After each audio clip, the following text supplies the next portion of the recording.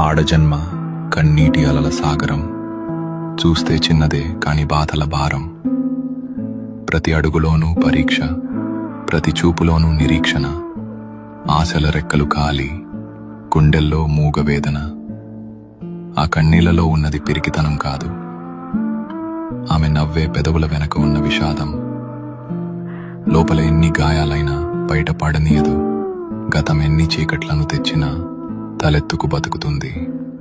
తన కన్నీరు అణువణువున ఒక కథ. ఆ కథలో ప్రేమ ఉంది, బంధాల కష్టముంది. అయినా ఆ కన్నీరు ఆమెను బలహీనం చెయ్యలేదు.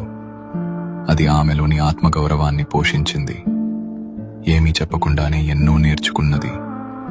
ఏదైనా సరే ఎదురు నిలిచి పోరాడింది. ఆమె బాధ ఆమెకు ఒక ఆభరణం.